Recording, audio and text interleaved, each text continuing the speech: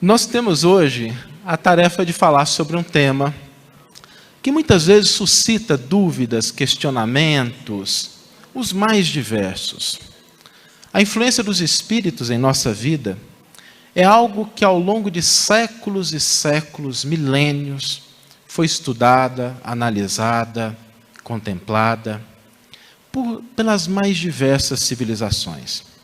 Se nós pegarmos todos os povos do passado, sem exceção, os povos da antiga Mesopotâmia, da China, os povos pré-colombianos, todos eles suspeitavam que havia algo para além dos portões da morte. De forma que o ritual, a cultura, foi se estabelecendo levando em consideração essa realidade. Se nós tomarmos, por exemplo, um dos livros mais famosos de Platão, A República, nós vamos encontrar ali uma narrativa muito interessante de um soldado chamado Essa história depois ficou conhecida como o mito de que, ferido em uma batalha, passou desacordado durante algum tempo, e aqueles seus companheiros que o encontraram julgaram-no morto. E quando estavam levando para a pira funerária, como era costume da época, os corpos serem queimados, desperta. Imagina o susto das pessoas. Quando ele desperta, além do susto que ele causa, ele traz também algumas informações. Porque ele começa a falar, conforme narra Platão no seu livro, que durante aqueles tempos em que ele esteve desacordado, quase 3 dias, ele fora levado para uma grande planície, uma planície muito bonita, e que para esse local acorriam as almas daqueles que já haviam abandonado os corpos terrenos. Para ali vinham os bons e os maus, os justos e os injustos, os felizes, os tristes, os déspotas, os homens simples. E quando ali chegavam, havia um destino para cada um deles. Uma escada que subia e uma escada que descia. Para a escada que subia, aqueles que foram bons e justos na sua vida poderiam ter acesso. A outra ficava para os demais. Mas também narra outra coisa interessante.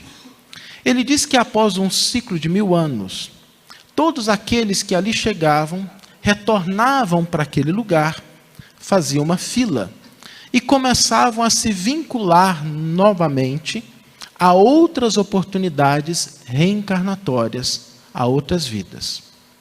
Existiam várias opções, porque era como se a gente chegasse num grande supermercado e tivesse ali as encarnações que a gente poderia escolher. Obviamente, quem estava na frente escolhia do príncipe, da princesa, da pessoa bem-sucedida. E os bons, as boas opções iam acabando. E quem ficava por último na fila tinha que se contentar com o que sobrasse. Eu acho que eu devia estar em último lugar.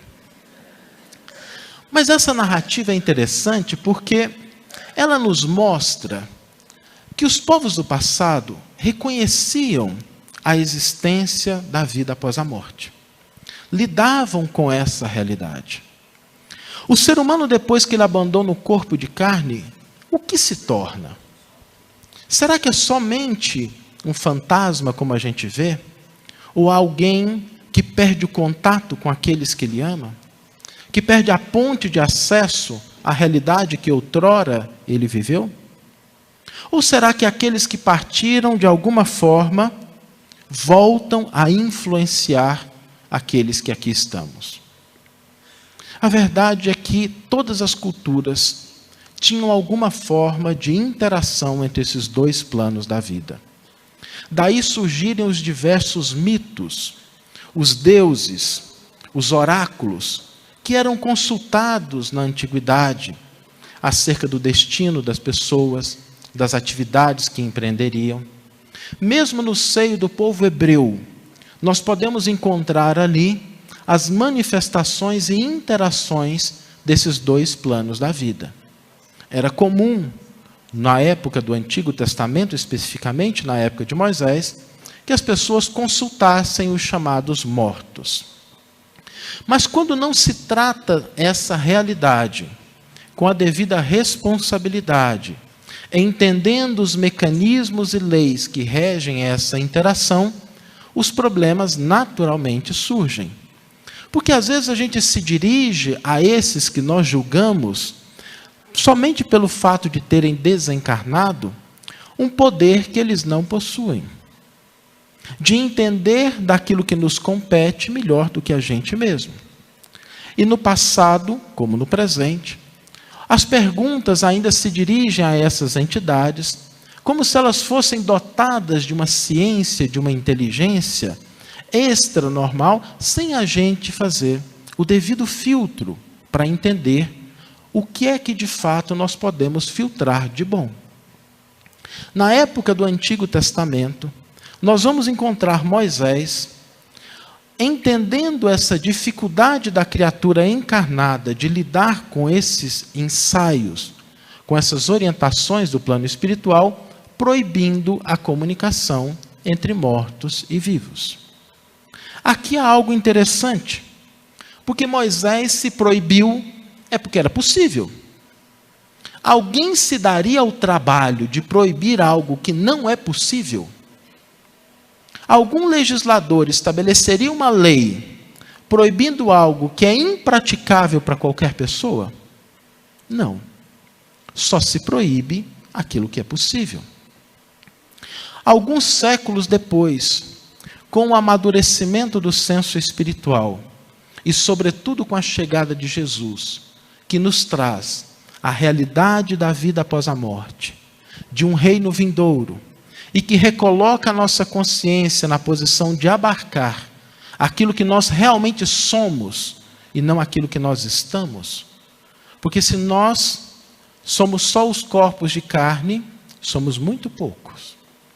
Mas todos nós sabemos que estamos aqui matriculados numa escola de um tempo muito curto.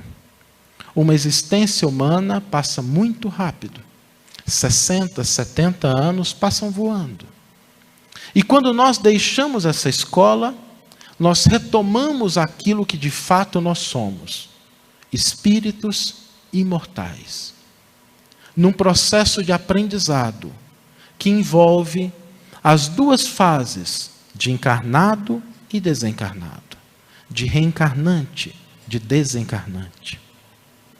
Quando Jesus chega e levanta os nossos olhos para essa realidade do mundo espiritual, não é sem uma dose de ironia que ele chama o próprio Moisés para demonstrar que a humanidade já havia adquirido a capacidade de entender um pouco mais dessas leis que regem o mesmo espírito nos dois planos da vida. No Monte Tabor, Jesus dialoga com Moisés, que já estava morto, mostrando que o entendimento dessas leis poderia ser agora acessível e desenvolvido pela humanidade. Passam-se os séculos, e no século XIX nós temos uma grande revolução. Talvez a maior influência dos espíritos na humanidade se deu na segunda metade do século XIX, quando surge na França, em Paris, a doutrina dos espíritos. Eu não sei se já pararam para pensar no que representa essa doutrina, que é a maior influência que os espíritos já realizaram no orbe terrestre. Porque a doutrina é dos espíritos, ela não é dos espíritas. A doutrina dos espíritos marca o momento em que aqueles que já estão do outro lado da vida começaram a se preocupar com o desenvolvimento social, moral e religioso da humanidade. E as vozes do céu cantam essas realidades. Através dos diversos instrumentos, vem nos revelar a possibilidade de interação entre esses dois planos da vida. O Espiritismo desmistifica esse outro lado da vida, que até então poderia ser entendido como coberto por um véu de dúvida, o véu do desconhecido, o véu do misticismo. E o Espiritismo revela a realidade daquilo que é o mundo espiritual. Talvez para a frustração de alguns, que imaginassem que o mundo espiritual fosse repleto de anjos gordinhos, com asinhas, tocando harpas, ou que ele fosse composto de penas eternas, em que os bons vivessem a alegria e os maus sofressem eternamente. O mundo que o Espiritismo nos revela é um mundo que é a continuação do nosso mundo. E que não poderia ser de outra forma, porque a natureza não dá saltos. O mundo espiritual é também uma sociedade. Aqueles que para lá correm não se tornam sábios e santos da noite para o dia. Não é só porque a pessoa morreu que ela passou a ter conhecimento que ela não possuía. É só em velório que defunto vira santo. Não sei se já perceberam, quando a gente vai no velório, ninguém fala mal do morto. Era uma má pessoa, mas tinha muita coisa boa no fundo do coração. Fazia as coisas erradas, mas eu acho que era com a boa vontade. Ninguém fala mal daquele que está passando para o outro mundo, acho que de medo, de à noite ele vir puxar o cobertor. Vai que está ali escutando, né? A verdade é que a morte não nos transforma em algo diferente daquilo que nós somos. Muitas vezes ela revela aquilo que nós tentamos esconder até de nós mesmos. Porque quando nós estamos encarnados, nós estamos matriculados num curso de aperfeiçoamento. Aqui nós conseguimos dissimular o que pensamos e o que sentimos. Às vezes nós encontramos com uma pessoa e não nutrimos por essa pessoa simpatia, mas a gente disfarça bem, dá um sorrisinho, cumprimenta, trata de maneira educada. Mas quando a pessoa vira as costas, a gente fala tudo o que a gente não tem coragem de dizer na frente dela. Quando a gente desencarna, isso é impossível.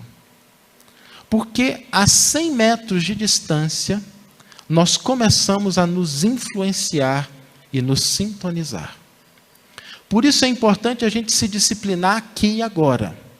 Porque quando a gente chegar do lado de lá, nós vamos trazer estampados na nossa testa, no nosso coração, aquilo que nós pensamos, o que nós sentimos. Quando nós voltamos para a realidade espiritual, nós nos defrontamos com o grande espelho que nos revela quem nós somos de fato. Porque muitas vezes nós não valorizamos as conquistas que nos envolvem e que fazem com que nós nos portemos de maneira educada e civilizada, porque a gente está encarnado. A gente tem a cultura, tem o conhecimento, mas nem sempre nós internalizamos isso no nosso modo de ser, no nosso modo de agir, no nosso modo de pensar. Nós trabalhamos às vezes com aquilo que está fora, esquecendo que a grande tarefa do encarnado é transformar aquilo que está dentro. Às vezes nós não reconhecemos que as nossas conquistas, que a nossa atitude dependem sobretudo daquilo que nós temos que nos envolve na sociedade. Nós temos uma família, temos uma formação, nos portamos de acordo com os padrões culturais da sociedade em que estamos inseridos, mas tira a gente desse ambiente para ver o que acontece. Coloca a gente num local em que nós temos liberdade absoluta. Por isso é importante que nós entendamos o grande desafio de trabalhar durante a existência os nossos defeitos, as nossas limitações e potencializar as nossas conquistas. Porque chegará o dia, inevitavelmente, que essas coisas serão retiradas e nós nos mostraremos tal qual somos. Recordo-me numa história de São Francisco de Assis, que é muito interessante. Certa vez, Frei Leão chegou para Francisco e, percebendo que Francisco estava cabisbaixo, meio triste, pensativo, Frei Leão se aproximou dele e perguntou: Pai Francisco, o que está acontecendo? Por que o senhor está assim tão acabrunhado? E Francisco disse assim: ah, meu filho, eu estou assim porque eu estou fazendo um balanço, analisando o que eu sou, e eu estou bastante decepcionado com os meus defeitos, com as minhas imperfeições, com as minhas dificuldades ainda, com o quanto eu ainda tenho que melhorar. Frei Leão começou a rir e falou assim: eu não acredito que o senhor está preocupado com isso, você. Eu não vou falar das suas virtudes, mas eu conheço muita gente pior do que o senhor e que não está nem um pouquinho preocupado com isso. E Francisco disse assim: ah, meu filho, mas se esses aos quais tu te referes tivessem recebido o que eu recebi, talvez não fossem como são. E se eu não tivesse recebido aquilo que eu recebi, talvez fosse muito pior do que eles. É preciso separar aquilo que a vida nos confere como oportunidade de crescimento, para que nós aproveitemos essas possibilidades para transformar o nosso íntimo. É isso que a doutrina espírita nos convida, quando Allan Kardec define o verdadeiro espírita pela sua transformação moral e pelos esforços que emprega em domar as suas más inclinações, porque todos as temos. Salvo raríssimas exceções, se estamos encarnados, é porque temos algo a desenvolver. O valor desse ambiente também se refere à nossa condição de espíritos desencarnados. Quando chegamos no plano espiritual, nós somos envolvidos pelos diversos ambientes com os quais nos sintonizamos. E quando a gente já tem um certo merecimento, a gente vai para aquele lugar em que todo espírito almeja ir depois de desencarnar, não é? Qual que é? Vamos para o nosso lado. A gente estava até conversando com a Soneira aqui. Não precisa nem ser um apartamento grande, uma casa grande, um quartinho, já está ótimo. Qualquer coisa que coloque a gente naquele ambiente.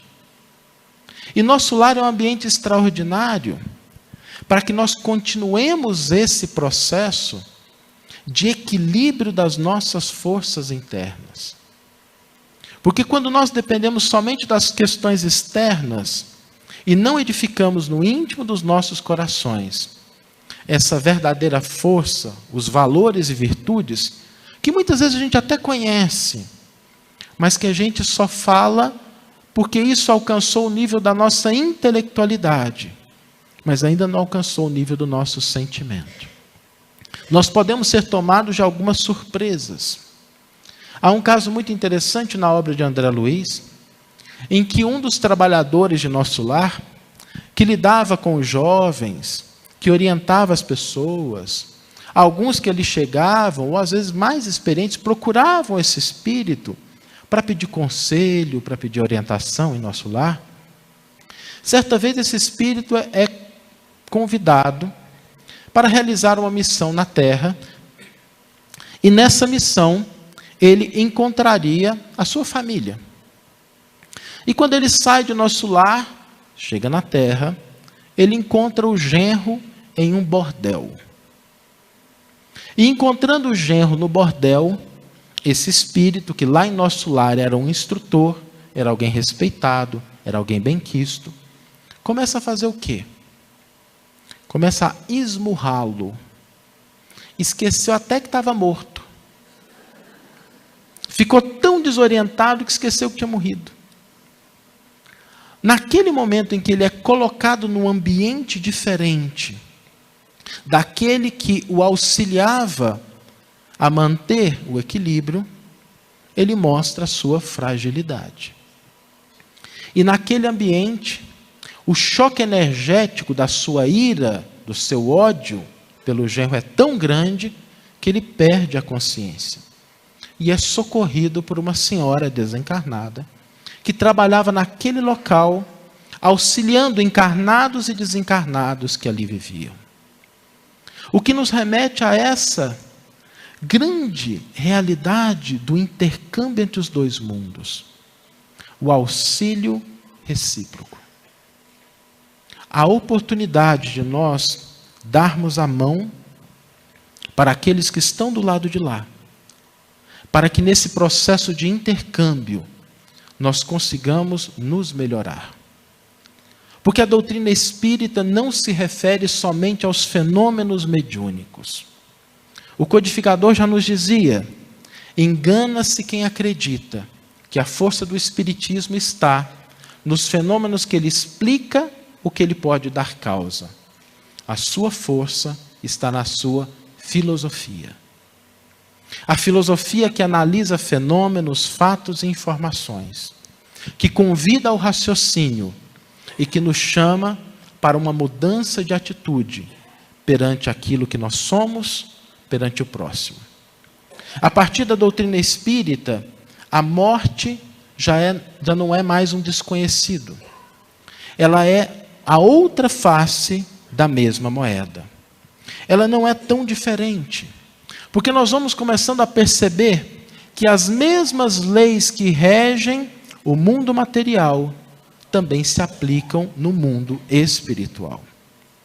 E existem duas leis muito importantes: a lei de sintonia e de afinidade. Sintonia, que estabelece os mesmos padrões; afinidade, que preconiza os mesmos gostos. Essa mesma lei opera no mundo dos encarnados. Nós que estamos aqui hoje, aqueles que nos acompanham pela internet, estão sintonizados com o mesmo propósito, com o mesmo objetivo, com o mesmo desejo. Isso nos uniu fisicamente dentro desse salão, mas também através da internet. Existem outros grupos que também se afinizam e se reúnem com outros propósitos, mais ou menos dignos, não importa. É essa lei de afinidade que vai nos fazendo nos aproximar daqueles com os quais nós temos algo em comum. Quando nós olhamos a nossa realidade de encarnados, pensemos um pouquinho. Quem aqui gosta de futebol? Levanta a mão, por favor.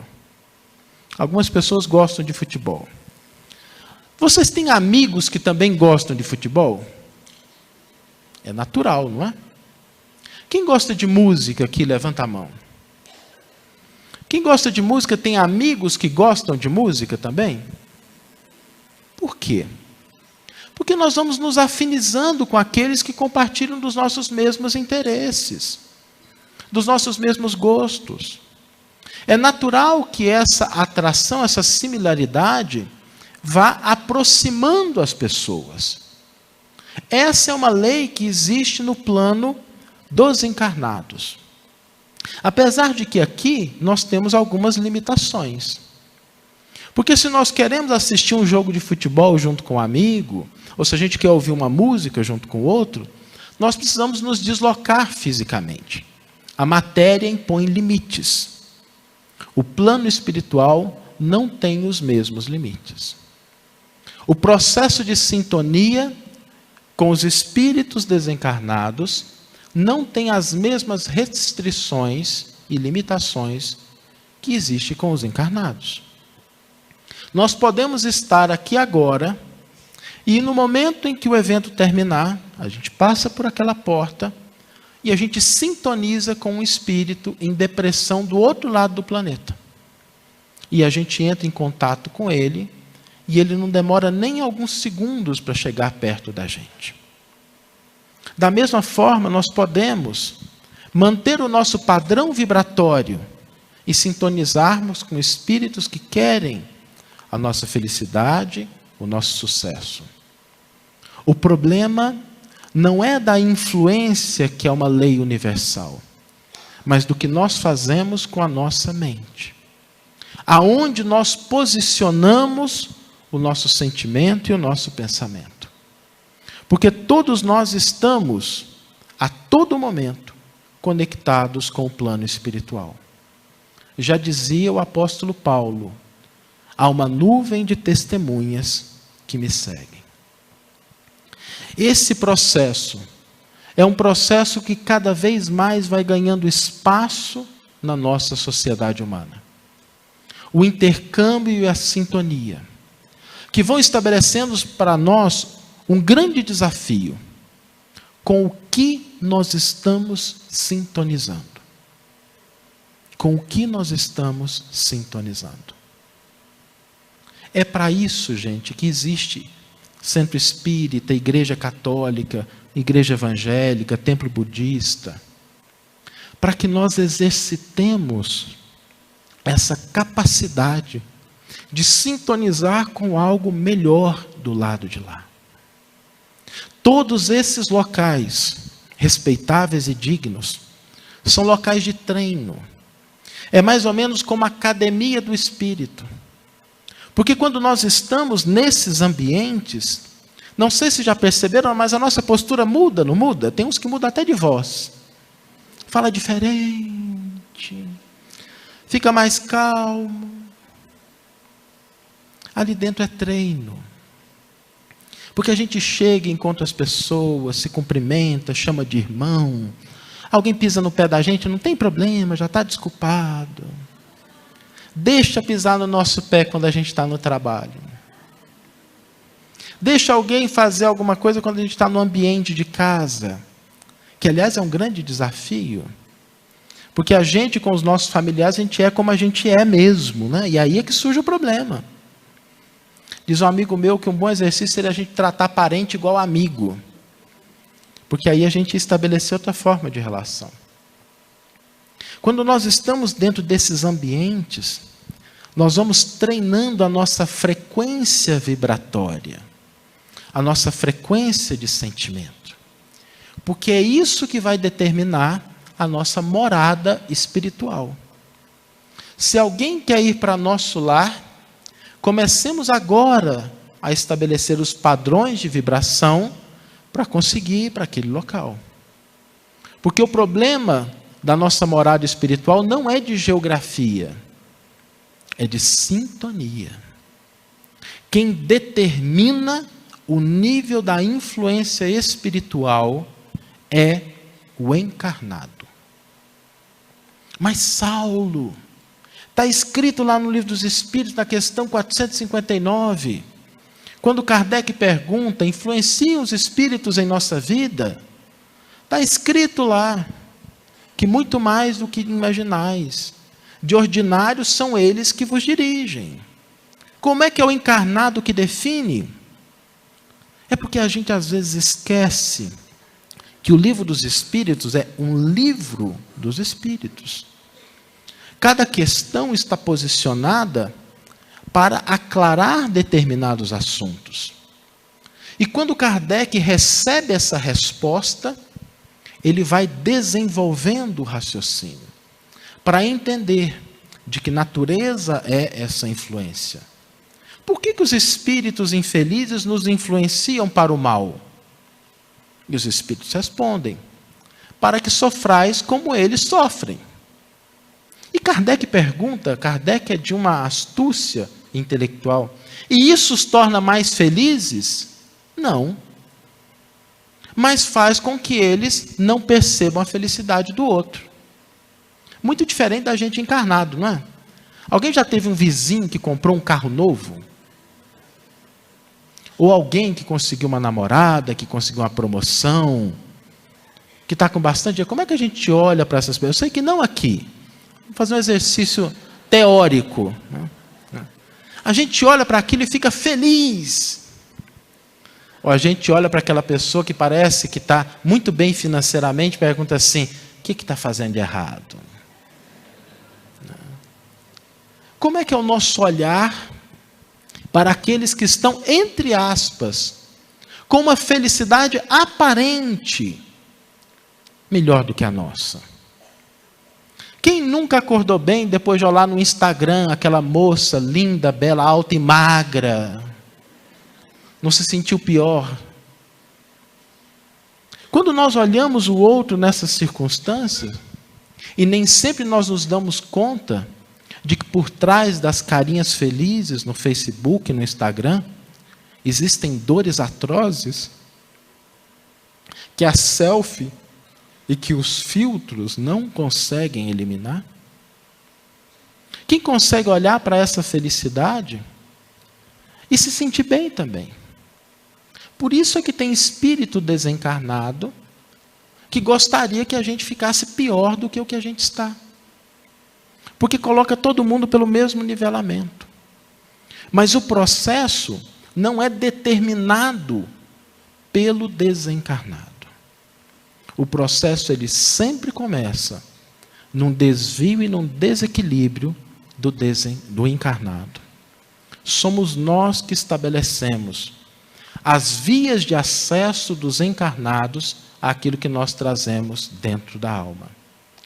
Porque se houver um desencarnado querendo nos prejudicar, e o nosso pensamento está direcionado para outro ponto, a rede e as ondas vibratórias não alcançam o nosso padrão de pensamento.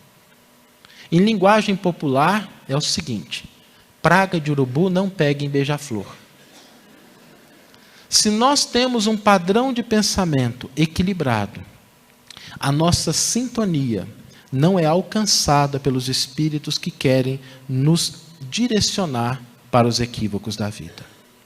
É por essa razão que, analisando a questão, Allan Kardec, no item 466, nos traz um esclarecimento muito importante. Porque a resposta dos espíritos nos mostram que quando nós temos uma tendência para determinada conduta, espíritos afinizados com essa conduta vão nos auxiliar. Portanto, a espiritualidade funciona como uma lente de aumento para os nossos desejos, para as nossas paixões, para os nossos pensamentos, para as nossas disposições boas e equivocadas. E os espíritos continuam. Mas da mesma forma que existem esses que querem vos influenciar para o mal, uma outra multidão existe querendo a vossa alegria, o crescimento, que nós nos afinizamos com o bem. O que equilibra a balança e coloca o homem senhor do seu destino. Item 466. Quando essa resposta é dada, nós começamos a retomar a nossa autoridade sobre aquilo que nós somos, aquilo que nós pensamos, aquilo que nós sentimos. Porque seja qual for o nosso pensamento e sentimento, a espiritualidade irá amplificá-lo, colocando as concretizações mais fáceis na direção daquilo que nós estamos buscando no nosso coração.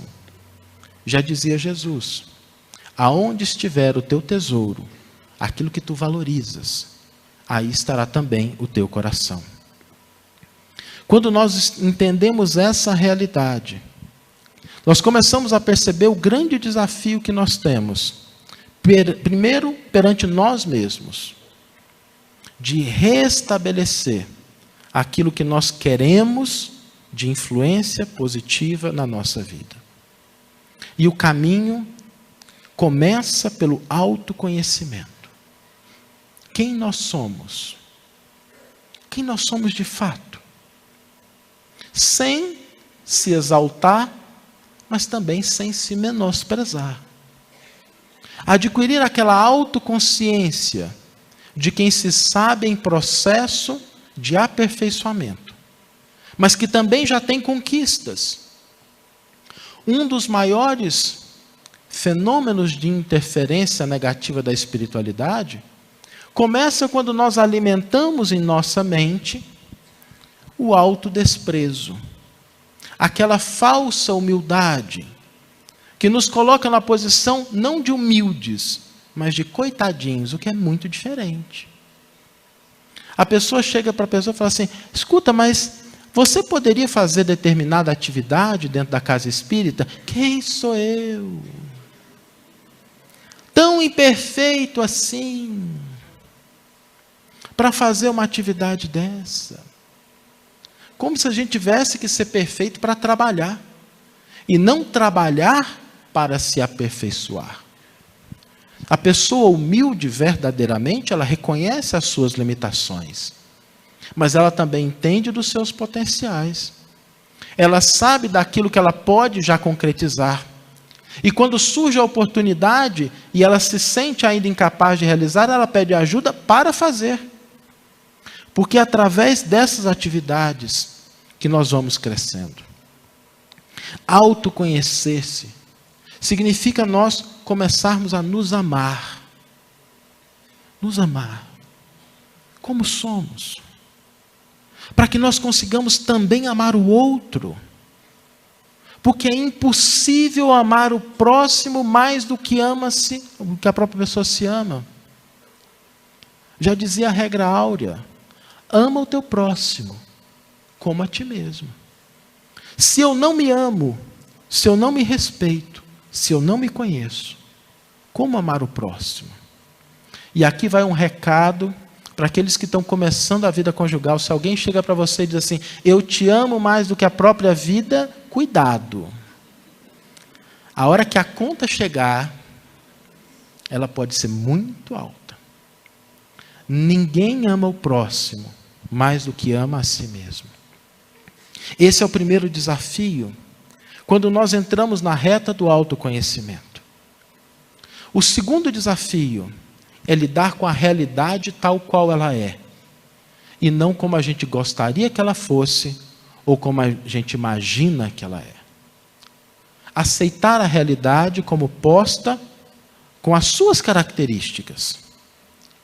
Muitas vezes nós nos desprendemos dessa realidade. E a gente acaba, às vezes, se equivocando nos nossos julgamentos em relação ao próximo ou em relação a nós mesmos. No momento em que nós passamos por dificuldades, e a gente vê isso às vezes muito na juventude, porque o jovem, ele não fica triste, ele é a tristeza encarnada. Eu tenho 2 filhos adolescentes e tenho um bebê de 1 ano e 2 meses, eu posso falar com segurança. É muito interessante porque tudo é tão intenso que parece que aquilo é o fim do mundo. Quem nunca passou pela juventude diante de uma frustração afetiva achou que iria morrer? Mas a realidade é diferente. Esse mesmo contato com a realidade, nós devemos cultivar também na nossa vida adulta, diante dos desafios que nos ocorrem. E existem muitos desafios. A Terra é um planeta de provas e expiações. Não é ainda um planeta de regeneração, estamos a caminho. Aliás, quem quiser chegar no planeta de regeneração mais rápido, regenere-se.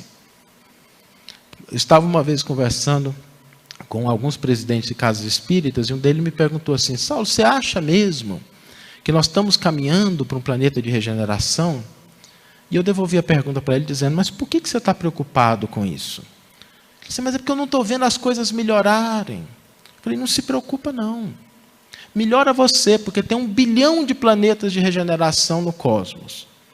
Se a Terra não ficar tão regenerada quanto você, daqui a 30, 40, 50 anos, você vai para outro. O problema é se a Terra se regenerar e você não. Aí a pessoa está com dificuldade. O problema é, e sempre, o que nós construímos. Quando nós vamos estabelecer essa capacidade de lidar com a realidade, de olhar para ela como ela é, nós vamos retomando a autoridade sobre a nossa vida. Entendendo que muitas vezes as coisas não acontecem como nós gostaríamos, mas elas sempre acontecem como nós precisamos. Deus não desampara ninguém. Já dizia o salmista: o Senhor é meu pastor e nada me faltará. Tem gente que lê assim: o Senhor é meu pastor e tudo Ele vai me dar. Não é isso que está escrito. Não está dito que Deus vai dar tudo para todo mundo. Nada do que eu tenha necessidade vai me faltar. Por isso olhemos para a vida, para entender nas diversas circunstâncias em que nós estamos inseridos, o que a vida está trazendo de bom para mim. Aprender a ler o que é a vida, na sua realidade, não como nós gostaríamos ou fantasiamos que ela seja. Eu vejo isso muito nos relacionamentos entre homens e mulheres. O quanto às vezes as mulheres olham para os homens de uma maneira diferente, os homens olham para uma mulher de uma maneira diferente, sem entender a dinâmica da psique de um e de outro. É curioso porque a mulher ela tem uma maneira de se expressar diferente do homem, porque ela sempre fala com jeitinho. E aí um segredo para as mulheres: não achem que os homens vão entender, eles não são tão intelectualizados quanto vocês pensam. Porque às vezes a mulher dá dezenas de dicas e o homem não pega nenhuma. Eu já conheço casos, tem um caso muito interessante de uma amiga nossa que me procurou certa vez, porque estava muito irritada com o noivo dela, estava quase para terminar o noivado. Porque ela dizia assim: ele não entende nada, ele não me ama. Eu disse: por quê? Porque chegou a data do nosso aniversário e ele não preparou nada. Gente, homem esquece. Graças a Deus que tem agenda. E eu perguntei para ela: mas você mandou alguma coisa? Mandei. O que você mandou? Mandei um WhatsApp para ele assim: oi, meu bem, hoje é um dia tão bonito, né? Achando que ele ia entender que o dia bonito era o dia do aniversário de namoro. Com o homem a pessoa tem que ser um pouco mais direta. É igual quando a mulher vai lidar com o homem. Se a mulher chega para o homem e pergunta assim: meu amigo, quando está na fase de amizade, vamos sair para ver um filme? E o homem diz assim: não. O que a mulher pensa? Ele não gosta de mim. Ele deve ter outra namorada. Ele não gostou de mim, tem algum problema. Ele só disse não. Se perguntar assim, se não der nesse dia, pode ser em outro, pode ser que ele diga sim. Quando nós estamos interagindo com essa diferença da realidade, é importante que nas mínimas coisas, nós comecemos a olhar para ela como elas são. E quando nós temos dificuldade de entender, perguntemos, interajamos de uma maneira em que a realidade se mostra tal qual ela é. Se nós temos momentos difíceis, o quão difícil é essa realidade? Se nós temos momentos felizes, como é que essa realidade se mostra? Para que nós comecemos a nos conhecer e começar a desenvolver o que nós temos de bom. Um dos maiores problemas, às vezes, no entendimento do que nós somos, é a gente começar a buscar somente aquilo que nós temos de problema e tentar resolvê-los. E a gente esquecer que o processo de desenvolvimento se dá também pelo fortalecimento das nossas virtudes.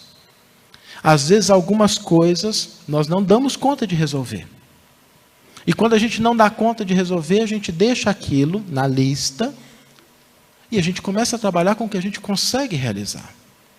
Porque na medida em que nós vamos conquistando novos patamares de crescimento, de felicidade, de conquistas, nós vamos alterando o nosso padrão vibratório.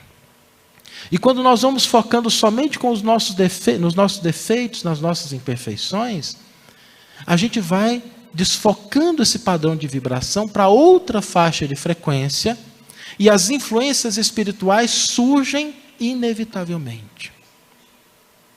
Na nossa sociedade é muito comum que as pessoas, dado ao que a gente tem de público, comecem a se auto-menosprezar, comecem a se diminuir, comecem a não se achar tão boa em certas coisas. E eu conheço casos que quando o obsessor chega, a pessoa já fez um trabalho melhor do que ele. A pessoa fez tanto um trabalho de se auto-menosprezar que quando o obsessor chega, ele fica com dó da pessoa. Se brincar, ele ajoelha e começa a rezar pelo pobre coitado que ele vinha obsidiar. Quando a gente foca só nessas coisas ruins, quando nós entendemos a realidade como ela é, nós vamos perceber que não há nada e nem ninguém no mundo que seja totalmente bom ou totalmente ruim. Ninguém. Saulo, mas nem aquele deputado, nem aquele senador. Se nós estamos encarnados, trazemos essa mescla de conquistas e coisas a desenvolver. E quando nós entendemos isso, nós podemos nos conectar com o que há de bom em cada um. alterar o nosso olhar, para que nós convertamos as nossas vibrações e pensamentos em veículos da misericórdia divina. Talvez essa seja a grande diferença do olhar de Jesus para o olhar de cada um de nós. Porque quando Jesus olhava para cada um daqueles que estavam à sua volta, ele não via o aspecto temporário da personalidade, mas ele enxergava o espírito imortal. E nesse momento, ele se convertia numa fonte de bênçãos da divindade para aquela pessoa. É por isso que quando ele encontra o senador Públio Lentulus nas praias de Cafarnaum, ele diz: Senador, está no teu querer seguir-me agora ou daqui a milênios. Porque Jesus já enxergava o Emmanuel. Quando nós adquirimos o hábito de olhar para as pessoas buscando aquilo que elas têm de melhor, nós começamos a sintonizar com a espiritualidade que quer o bem daquela criatura. Imaginemos que estejamos no ambiente de trabalho, e aí passa alguém complicado, aquelas malas sem alças que todo trabalho tem.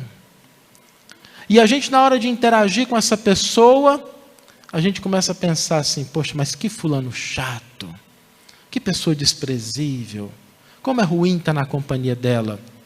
Com que tipo de espírito nós estaremos sintonizados naquele momento? Por outro lado, se a gente começa a pensar: fulano tem seus problemas, mas pode ser que ele esteja passando por uma dificuldade em casa. Eu vou perguntar, vou tentar ouvir por que ele está se comportando assim. Nessa hora nós podemos nos sintonizar com aqueles espíritos, com a mãe, com o pai desencarnado daquela pessoa que está procurando ajudá-lo. E que às vezes está esperando mãos que atendam essa possibilidade de ajuda. Eu morei muito tempo em Brasília, já comentei isso em alguns lugares, mas vale a pena lembrar. E Brasília tem um céu muito bonito. Bonito mesmo, o céu de Brasília é tão bonito que é comum no pôr do sol a gente encontrar as pessoas paradas na rua, tirando fotos do pôr do sol. E um dia eu passava pela esplanada dos ministérios, e um pôr do sol deslumbrante, eu olhando para aquilo comecei a imaginar assim: o que causa uma beleza tão esplendorosa como essa?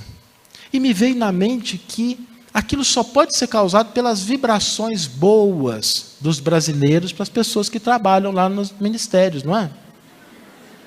Porque a gente sempre se lembra com carinho.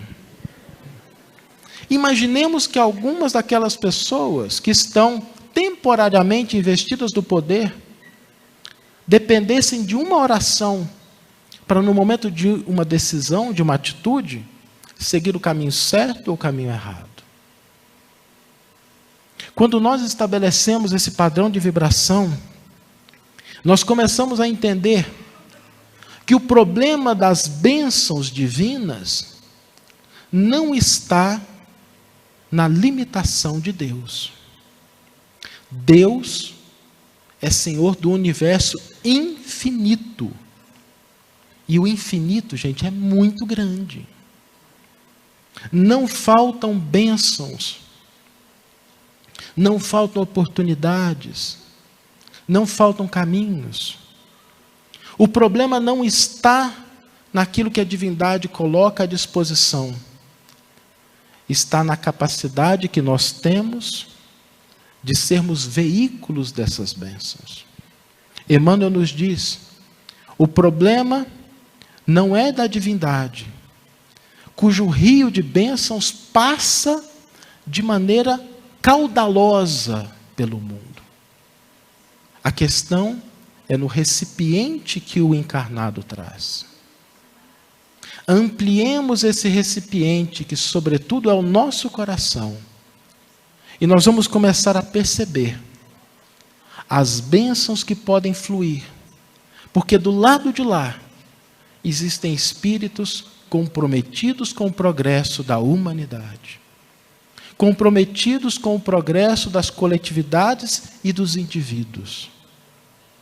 Surge na atualidade uma figura bastante curiosa, que é o espírita pessimista. Aqui eu tenho certeza que não tem Mas para que a gente se prepare, para quando a gente às vezes encontrar, o espírita pessimista é aquele que olha para o mundo e fala assim: as coisas não estão certas, isso tudo está errado, só acontece coisa ruim. E o próximo nível do pessimismo é aquele que começa a achar que Deus não está cuidando das coisas. Não há nada que aconteça no universo que esteja fora dos ditames da divindade. Quem governa o mundo é Deus. O espírita pessimista é curioso, porque o que de pior pode acontecer na vida de um indivíduo? A morte. Se alguém tem dúvida, imagine se desencarnado, imagine que vem um anjo aqui e fala assim: meu amigo, você foi chamado para estar no plano espiritual hoje à noite. Todos os problemas mudam de prioridade. O que de pior pode acontecer é a pessoa desencarnar. Mas a gente que é espírita sabe que não desencarna, então qual é o problema?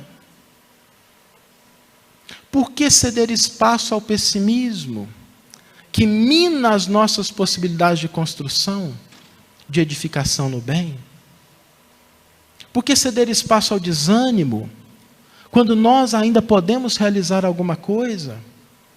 Quando a divindade ainda confia em que nós possamos nos converter em instrumentos dessa sintonia entre os dois planos da vida, com os nossos benfeitores espirituais? Tem um exercício muito bom que todo mundo pode fazer de manhã, para saber se Deus ainda confia na sua capacidade de fazer algo de bom. Ele é muito complexo, mas dá para a gente passar aqui rapidinho. É assim: você acorda e abre o olho, e olha para o teto. Se tiver encarnado, é porque Deus confia. Encarnou, aproveita. Está encarnado, aproveita. Tem 24 horas para poder utilizar o tempo no mercado da vida, construindo algo de positivo para si e para o próximo. Se convertendo em veículo desses espíritos que esperam que a humanidade progrida. Desses espíritos que trabalham para que a humanidade progrida. Desses espíritos que aguardam mãos e braços para auxiliar aqueles que necessitam. A receita para isso é muito simples: viver o Evangelho na sua integralidade.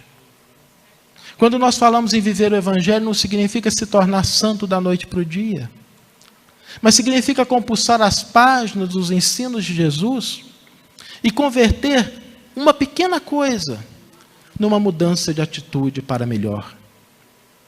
Um pequeno versículo, uma pequena orientação, uma pequena reflexão, que mude alguma coisa no nosso cotidiano, para que nós sejamos hoje um pouquinho melhor do que ontem, e amanhã um pouquinho melhor do que hoje. Que nós comecemos a mudar a nossa atitude dentro das nossas casas, no nosso ambiente de trabalho, no nosso ambiente de convívio social. E através desse processo nós vamos percebendo o quanto o padrão de sintonia é determinado por aqueles que aqui estamos, e que do lado de lá existem forças dos dois lados, e que elas vão se manifestar em cada um de nós, dependendo da maneira como nós colocamos a nossa antena psíquica, o que nós alimentamos no nosso cotidiano, o que nós trazemos para o nosso pensamento. Existem muitos desafios dentro desse processo, porque não é fácil assumir uma postura positiva diante da vida, assumir uma postura otimista, porque muitas pessoas, ainda na atualidade, ainda buscam o pessimismo e o desânimo, buscam focar na coisa ruim, e às vezes se tornam especialistas nas coisas ruins. Eu não sei se já encontraram gente assim. Pode estar tudo perfeito, ela acha uma coisa para pôr defeito. Ela olha para tudo e fala assim: ah, mas isso aqui não está tão bom. A pessoa se torna especialista. E quando a gente encontra com essas dificuldades, ou com as dificuldades que nos assolam a existência, a melhor maneira de mantermos esse vínculo é utilizar uma das mais poderosas ferramentas que Deus nos deu para nos conectar com a espiritualidade que quer o nosso crescimento e a nossa felicidade. A oração. A oração é esse veículo através do qual as bênçãos divinas nos alcançam. E que nós podemos efetivamente transformar o nosso padrão de vibração em qualquer situação. O Evangelho segundo o Espiritismo, o maior capítulo dele é o das preces espíritas. Quem tiver dificuldade de fazer prece, vai lá, tem prece para todas as situações. Porque em todos os momentos, nós podemos, diante das mais atrozes dificuldades, levantar os olhos e dizer com os nossos corações: Pai nosso, que estais nos céus, na luz dos sóis infinitos, Pai de todos os aflitos nesse mundo de escarcéu, santificado seja, Senhor, o teu nome sublime, que em todo o universo exprime concórdia, ternura e amor. Venha, Senhor, ao nosso coração o teu reino de felicidade, de paz e de claridade na senda da redenção. Cumpra-se, Senhor, o teu mandamento, que não vacila e que não erra, assim no céu como em toda a terra, de luta e sofrimento. Livra-nos, Senhor, de todos os males, dá-nos o pão no caminho, mas que seja ele forjado na luz, no carinho, no trabalho espiritual. Perdoa, Senhor, nossos débitos tenebrosos de passados escabrosos de iniquidade e de dor. Pois hoje não só cremos, mas pelas luzes da doutrina espírita sabemos que a promessa da verdade são as luzes da imortalidade.